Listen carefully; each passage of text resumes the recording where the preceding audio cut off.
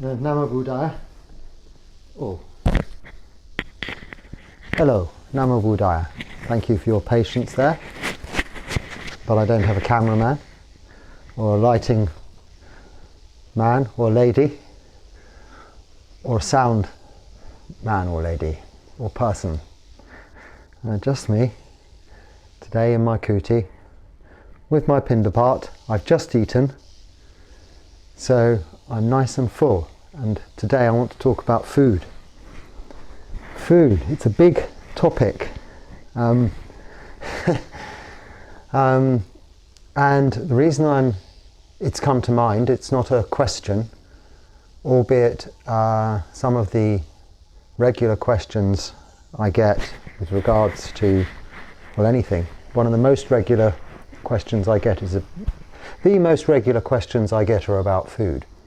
How many times a day do you eat, and how then do you survive on one meal is one question, which I think I've explained before. It's really a case of getting it right and getting used to it. And are you vegetarian is another big question that comes up a lot. Some Buddhist monks in some of the northern traditions are always vegetarian. It's part of their understanding of the precepts.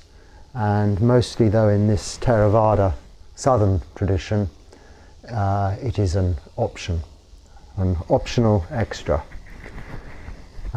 So today it's just generally about food in regards to meditation. So I'm not talking about food per se. This isn't a cookery program, albeit if it was, it would be quite a popular video. If you even just look at this channel, go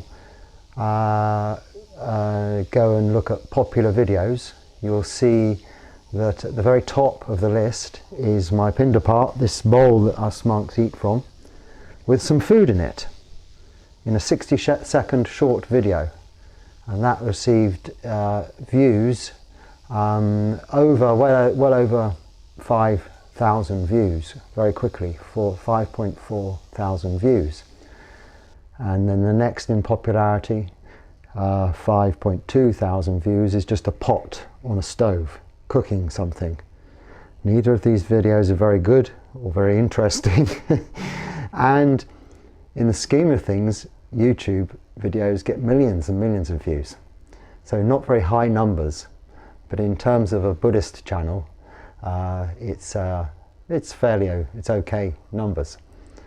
Then next in line, 2.5, sort of 3,000, 2.5, 2 to 2,000 views, a cow, just a cow standing there.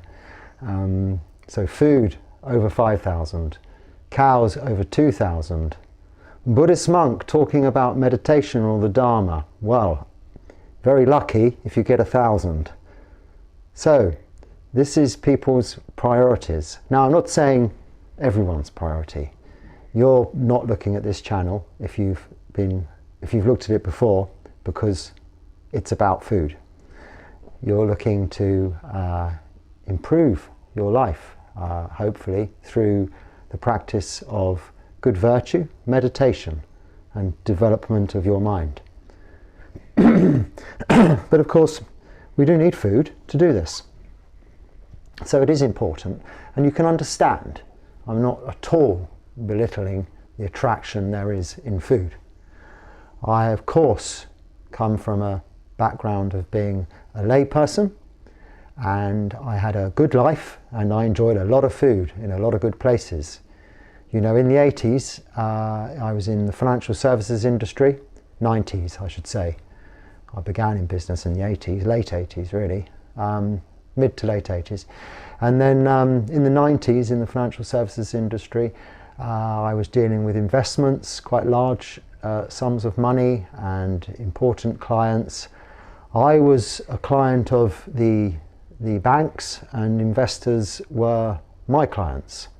And both ways round, where was most of the business done?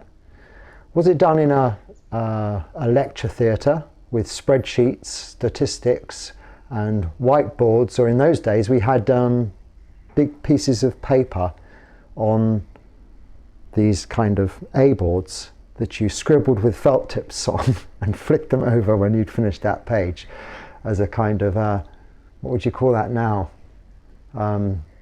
Something point on, you know, on I don't know, Word, slideshow thing. Anyway, you don't do presentations, I understand, like that these days.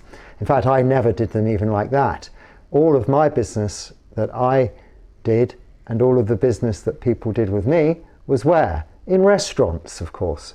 The best restaurants that were available. So if you wanted someone to invest with you, you took them to the best restaurant. And if those big investment companies wanted you to invest those people's money with them, they took you to the best restaurant. Now, once in a while, we'd have to go on a course and learn about all of this stuff, and that was done in the classroom. But it really was a matter of necessity. All of the business was really done in the restaurants and the pubs.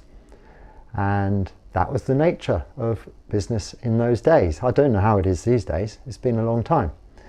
But it goes without saying that throughout history, I mean, there are sort of, forgive this sexist comment, but it's just an old, I suppose, 1950s housewife manual comment. They say a way to a man's heart is through his stomach, you see. I mean, of course, the way to a woman's heart is through her tummy. We would say, oh, we're going to take this lady on a date. We're not going to take her to a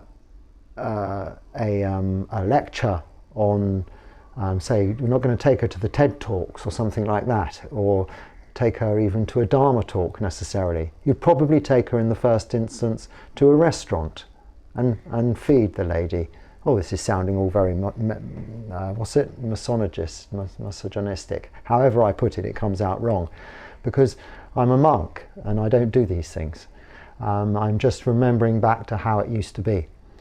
Anyway, I'm sure ladies take men to restaurants too. They don't take them necessarily when they're going on dates. Firstly, to Dharma talks. I'm sure the subject comes up later on though.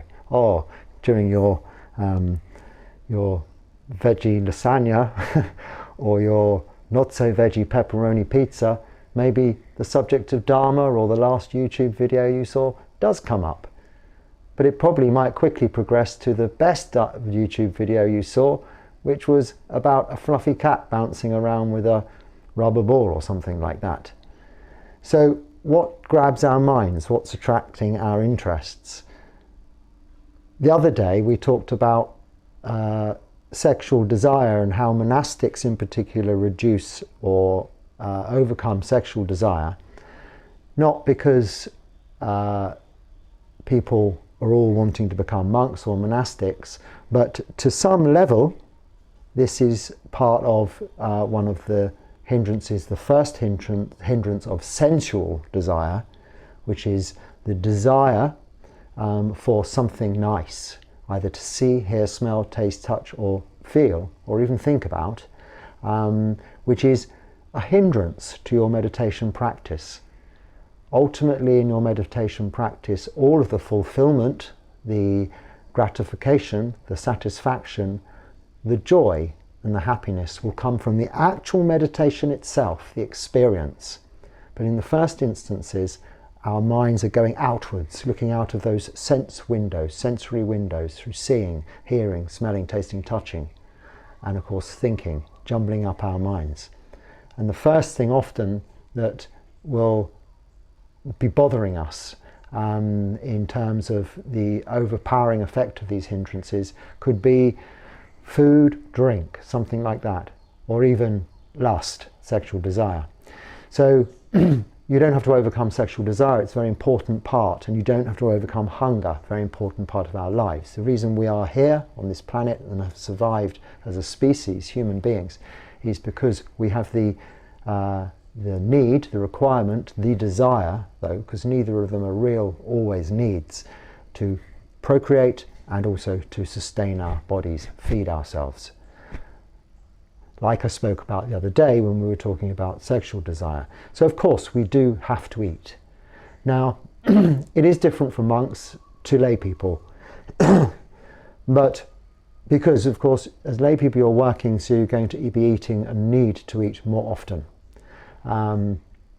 With meditation as our main occupation as monks, we don't need to eat as much or as often. So there's a huge difference there. However, the need and the wanting of food is much the same problem when it comes to meditation. You can always ask yourself, do I need to eat this, or is it just that I want to eat that? Now, if you're a monk, you don't have the option of the want, because we just eat the once. And what's brought this up in my mind is I'm getting used to a new environment. I've been out and about. So I've been eating once a day, but and that's been around the sort of late morning. So no, not so much of a day after to go, before it's night time. And then you're eating again, or looking forward to eating again the next day. Here it's a bit different. We eat quite early after alms, around at 8 o'clock in the morning. And all the food is finished by 8:30, 8:45, and you don't eat again then until later. I think you can take a little bit of something away with you, maybe for maybe a snack just before 12. But I try to resist doing that, because I like to just stick to eating once a day. And it doesn't take long, and I'm getting used to it now, of just doing that, the one meal. But yesterday I got it a bit wrong. Few days I was getting too much, eating too much and feeling sluggish, because the dishes come along and I don't know what they are or what's coming next. So it's very difficult to work it out. And yesterday I didn't take enough, and by the time the last thing was coming along, I was thinking, I should have taken more of the previous, and there's no going back. It doesn't work that way. So I had some little cartons of soya milk, which we are allowed in the afternoon, and I kept those, and I had those last evening, because I was very out of tummy pains, because I was really quite hungry, but I was very awake, very wide awake. So you do notice how food affects you, your mind and your practice. So the hindrances there's 5. There's sensual desire, which I'm talking about really now. Then there's ill will, which is not liking or not wanting something, or even hating. Sloth and torpor, which is tiredness, which can come as a result of overeating or not enough eating. It's a fine line. Restlessness and worry, which is usually thinking about the future or the past, which of course should be left there in the future, or behind you in the past when you sit to meditate. And doubt or skepticism about the practice, which is number 5. We'll deal with that another time. But back to number 1 hindrance, this food thing. Let's assume with sexual desire we've now come to a stage whereby that is to some extent in control. Now, as monks and nuns, we're celibate, so it's less of a problem, because with time it doesn't become an issue. I'm not saying it doesn't arise as an issue, but it reduces. As lay people whom are exposed to flirtation and advertising and pictures and scantily clad people, beautiful looking people, and different kinds of circumstances, then it is continual stimulation of the mind, and it's more difficult for you to keep this lust at bay. And the same with food. Once I've eaten, there's no opportunity to go and get more, or someone's not going to come and wave pizza in front of me or anything like this. So it's not really an issue. But for people outside, and me when I was outside, you do see it all around you. People are, if they're not eating, they're talking about eating. Even when they're eating lunch, they're thinking and talking and planning about dinner. And I'm not saying that in a critical way. It's normal. It's very healthy, and it's very nice. It's lovely to eat. It's the most enjoyable thing. And to do it with friends or with family or with a loved one, it's also a beautiful experience. Even on your own, it can be a beautiful experience. Eating is nice. There's nothing wrong with it. It's a case of finding the right balance. This whole path, the Buddhist path, is the middle path. the middle way. Not too much, not too little, just enough. Now, the evidence is there on those examples of YouTube. I mean, I think one of the most popular Buddhist monk channels, put it that way, on YouTube would get somewhere in the region of a couple of thousand views for each video like this, just talking about Dharma. But if you look at a similarly produced, in terms of how it's made and the equipment and this and that, so very simple, of say some guy or lady at a holiday destination in a restaurant kind of thing near a beach, that would be getting views in the range of millions. This is the difference, because beautiful people and beautiful food is what grabs the eye, and what makes people click on these videos is that a beautiful person or some beautiful food. Now I'm a little bit guilty because I kind of knew that from my business background, and so when I first was putting videos on here, I was putting short videos on because they just get the people looking for the first time, but with a Dharma theme to draw people in. But it's those that got the high numbers of viewings. The sitting talking about meditation, I think even the highest viewing one on this channel is about 2,500 views, something like that. But you can double that at least for anything about featuring food being cooked. Chopping onions, for instance, a man chopping onions, an Indian guy chopping onions. 3,000 views, 3,500 views, just like that, within half an hour. So this is the human mind, human nature, our instinctual, animalistic, behavioral patterns, our desires. And this practice is about not getting rid of desire, altering desire, softening desire, cooling desire, and developing wholesome desire. If you remember from our talks on sexual desire, there's tanha and there's chanda. Chanda is a wholesome desire to, say, practice meditation, listen to Dharma, visit the temple and offer food, or just sit and meditate. This is a desire to develop the mind skillfully in a wholesome way. Chanda. The not opposite, but a different version of desire, tanha, is more like thirst.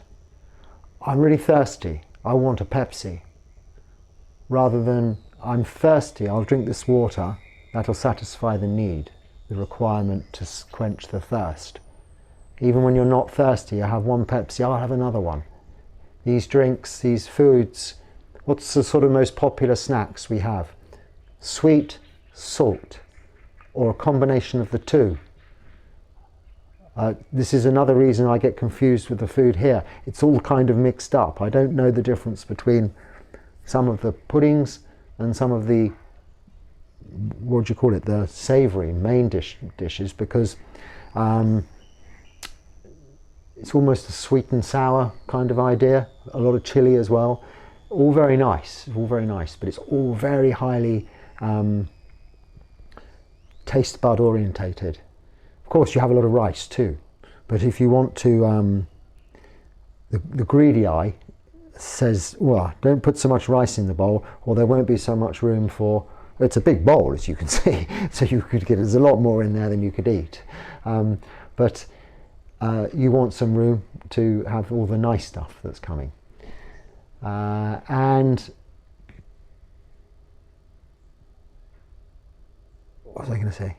This is what draws our attention, but this is what keeps us coming back. This is what goes to our addictive nature.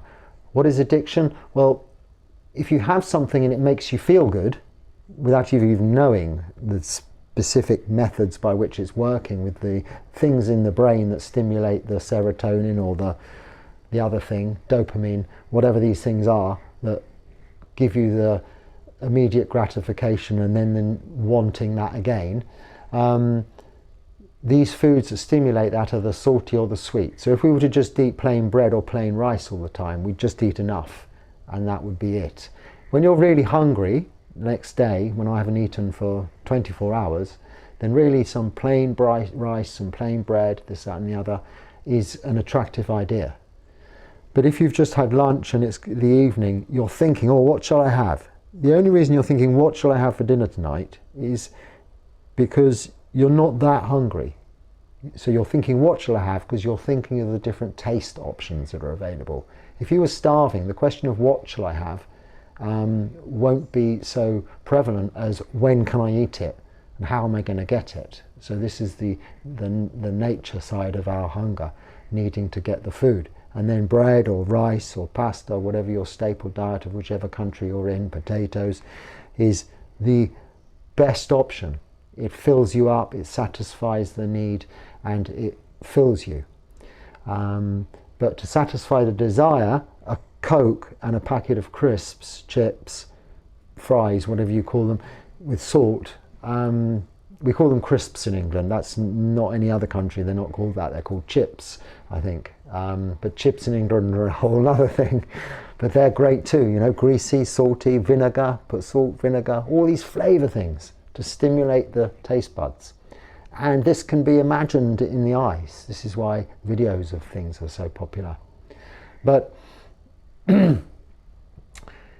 we're wanting to soften, cool that desire a little, and you don't have to go all the way, but you can be a little bit more careful by just knowing that that's what's happening. Just knowing that when you're sitting to meditate and all of a sudden you're thinking about a particular kind of food. For me it used to be pizza, and I don't even know why.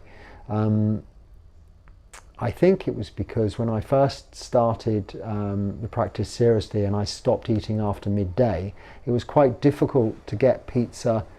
You could make it at home, of course, but you didn't tend to, because it's more of a snack than a meal. So once you start eating just once a day before noon, you want a proper substantial meal. And okay, you can have a lot of pizza in the morning and that would be substantial, but it's not really balanced enough. I mean, technically it is, but you don't have that want for it. But by the evening, it would be something that used to come up, that idea. But you know, these snacky foods are the ones that come into your mind. Now, a good way around that is, before you practice, is to eat. Never try to meditate just after eating, but make sure you've had a good balanced diet all of the time. And you've had breakfast, you've had lunch, and say you're meditating in the evening. Maybe have a very light supper that day, but a good hour or so before you go for meditation. So you're not hungry, so you've had enough. And then you can really see when the desire arises, it's just a wanting, and it's easy to put it to bed, cool it down, quench it. And the way we do that, we think of the opposite. We think of, well, you know, I want that pizza now. How would I feel once I've had it? Once I've had a few mouthfuls, I'll think, oh, I didn't really need that. You probably won't even finish it all. Just know this. Know and let go. Everything is just know and let go. And when you do know, you can let go. But of course, if you're really dire hungry, you miss lunch, you're going to struggle. And we must be sensitive to our body's needs.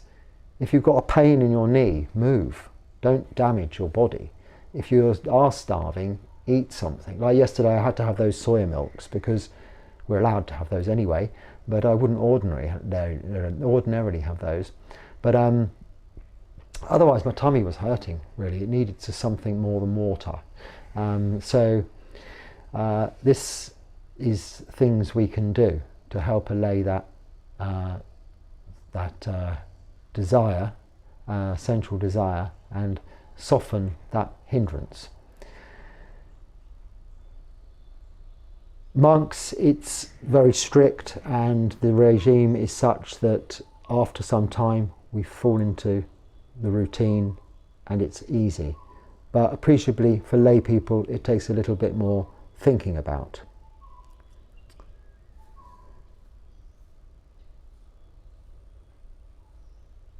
Now,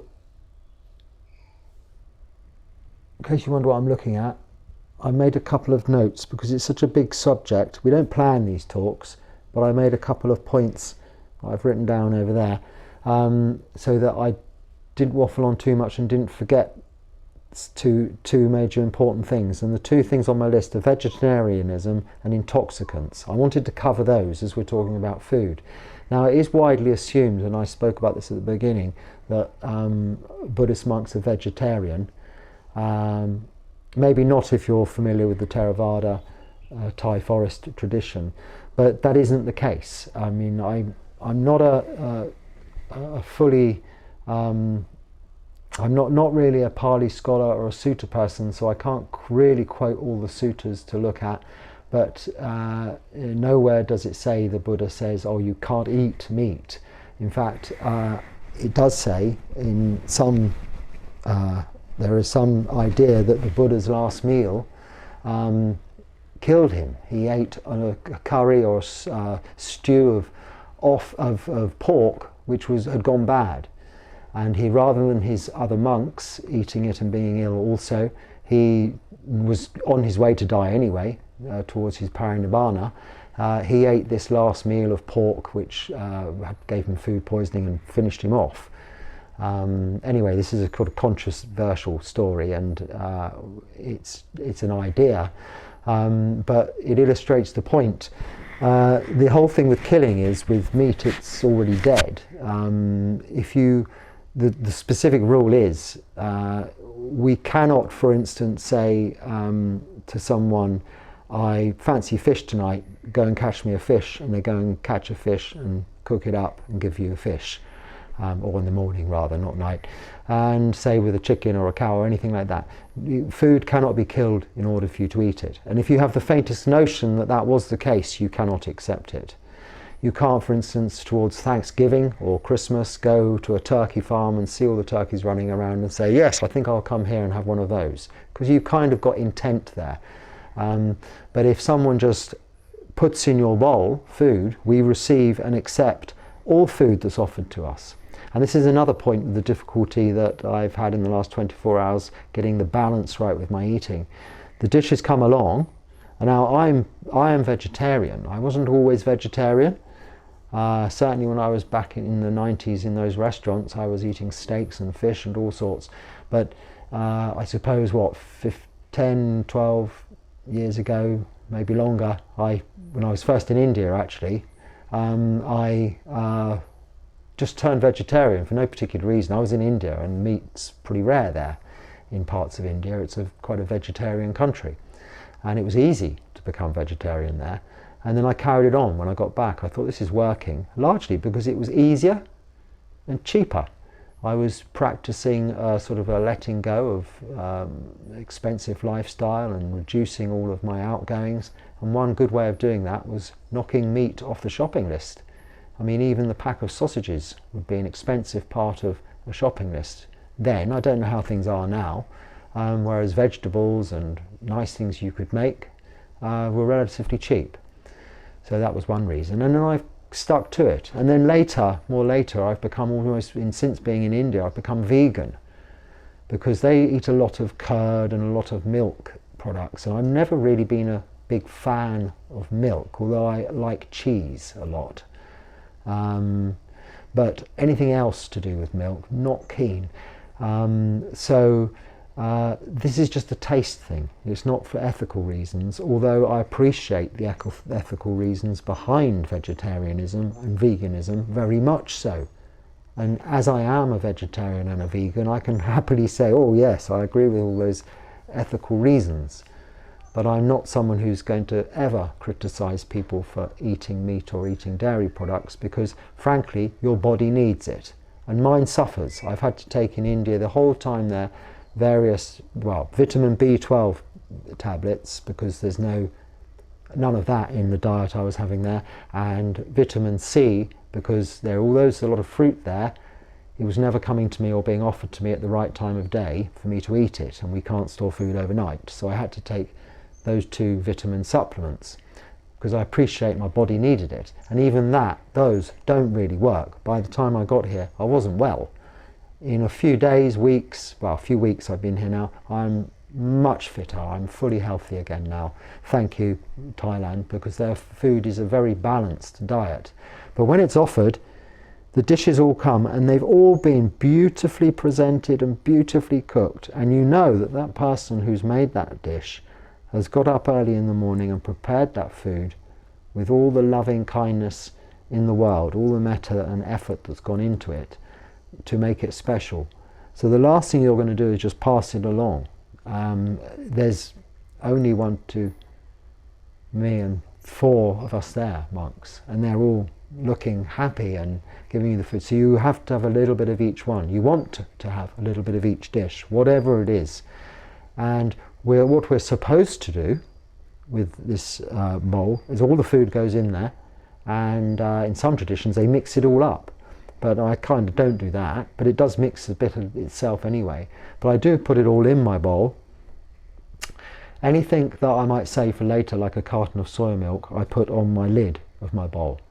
And on my lid of my bowl is my cup also, which I might pour some juice or some water or some thing into to drink. But other than that, it's all in the bowl. Here we eat with a spoon rather than our hands. Like I explained the other day, I got into a bit of trouble making a noise with my spoon, but I'm getting good at not doing that now. And the thing is, you end up with a bowl filling quite quickly, so then you have too much. And then if you put too small, too little. So it's a case of getting enough. So I have the same problem, but it's all in one hit, and there's not a second stab, not a second opportunity. So I'm getting there, and today I think I got it about just right.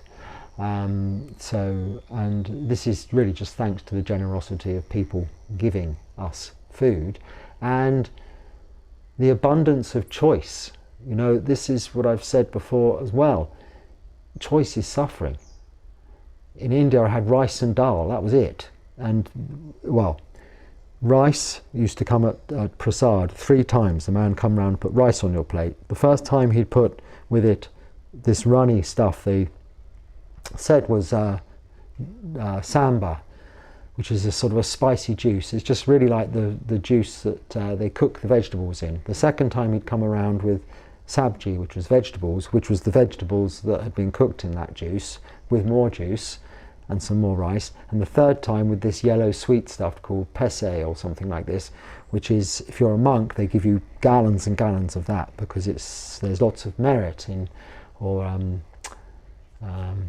merit in giving monks the sweet stuff, because it's very popular, because it's sweet, of course. So that was it every day, no choice. So no suffering. I knew what I was having, I was very hungry, and I enjoyed it every day, never got fed up. And now I've got all this choice and I'm suffering, but I'm not complaining, I'm explaining. So it will settle down and I'll get used to it. Like I was here before for a long time, and I was the lay person though then, so there was a little bit more flexibility. I could spend a bit more time picking and choosing. I wasn't in front of anybody, I was just with the other lay people going and selecting and a bit of that, bit of this, save a bit of that for later, yeah, blah, blah, blah, blah. Still all in the morning, but you could, spread it a little. But now it's, you're kind of eating in public a little bit. Well, you're getting it given in public. And then we're left to eat alone with just our fellow monks. But it's all very nice, and that's what I wanted to talk about. So vegetarianism isn't compulsory in this tradition. In fact, we aren't able to refuse what's offered. So on alms round, if we go to a house, unless it's offered inappropriately, and there are various conditions which would be considered inappropriate, which you would never come across, so I won't go into them. But as long as food is offered and it's cooked, we accept it and it goes into our bowl. So if someone offers us a meat dish, then it would go into the bowl. Here, however, they usually only put rice in your bowl, and everything else is in little packages. They're very fond of little plastic bags for things here, so it's all very separate. But in some villages, and when I was doing it in India, it was just put in loose in your bowl. So you can't say, no, I don't want that, because then you're depriving them the opportunity to give, dana, develop their dana parami, their perfection of giving. And that's taking something away from them. You're there, it's your duty to allow them to offer food, whatever they have, and you accept it, and you enjoy it, you accept it gratefully. And therefore you can't be choosy. You can't say, no, I'm a vegetarian, I can't accept that. Although I do appreciate there are some traditions, in the northern traditions, where they cannot eat onions or garlic, and they can't eat meat, and none of us can eat except raw food. It has to be cooked or edible, so lettuce or something's fine. And there's some certain rules about certain kinds of shellfish and things like that. But other than that, we accept everything that we get in our bowl. And then quickly, the other thing was intoxicants, because one thing I was always aware of, that you shouldn't ever allow your preferences to be known, because you might get a lot of it. And I'm careful about that, because I've seen this happen before. But quite quickly here, I think my liking for coffee has got known, because a lot of coffee is coming in. Even on Alms Round, people come up and give me a bag, oh, coffee, and it's got powder. So, and it's kind of for me, because that's how kind they are. They know that I like coffee. And that brings me on to intoxicants. Now, of course, the fifth precept is no intoxicants, and some people get a little bit not confused, but they say, oh, well, coffee, tea, caffeine is an intoxicant. Nicotine is an intoxicant. Well, it is a stimulant, technically. Now, I'm not a dietitian, I'm not a doctor, I'm not an expert in this field, but the way I look at it is, and forgive me if you've heard me say this before, two scenarios. You're about to get on an aeroplane, the pilot of the plane is sitting in the airport lounge, and he's drinking a cup of coffee and smoking a cigarette. Now, firstly, I don't smoke cigarettes. I did used to, a long time ago, and cigars and a pipe, all sorts of things, but I haven't for many, many years, 15 odd years. But I'm not I gave up smoking anti-smoker. I don't mind people smoking. In fact, in some environments, it's not a bad smell, outside. I wouldn't want it on my clothes or in a room, perhaps. But I appreciate the dangers and the horrors of it and all of this, and it's, in terms of precepts is concerned, it's doing harm, not only to yourself, to others. So it's breaking the first precept. But I'm not talking about smoking. It just comes into this analogy, okay? So don't all send me emails saying, oh, but smoking kills people. I know. But say this pilot of the aeroplane is sitting there smoking a cigarette and drinking a cup of coffee. That's fine, isn't it? You're going to get on his aeroplane and he's going to fly you to your destination, and you're not really going to be too worried that he's had a cup of coffee or even 2 cups of coffee and 2 cigarettes, not a problem. But let's say he's sitting there and he's drinking a whiskey and smoking a marijuana joint, a big cigarette with marijuana in it. Then you're really not going to want to get on his aeroplane. I've said this before and people have said, I don't know, I think that's fine. I can drink this and that and still drive and do this and do that. I can smoke this amount of weed and do it. Yeah, I know, some people can. But just generally speaking, this isn't going to be a good idea. Now, if this man was your brain surgeon about to take a very dangerously located tumour out of your brain in an operation, and he was having a cup of coffee and smoking a cigarette, fine, surely not, that's okay, isn't it? But if he was drinking a whiskey, smoking a marijuana joint, no, not before you get the knife into my brain. That's not a good idea. This is how I look at intoxicants. So coffee, I'm not just trying to justify my little, whatever you call it, desire or addiction to coffee. I wouldn't say it's an addiction, but it could be. I like coffee, and I must say, if there's no coffee, when I was first here, I did wonder whether the coffee would last very long. I shouldn't have wondered, because it certainly will. There's tons of the stuff now. But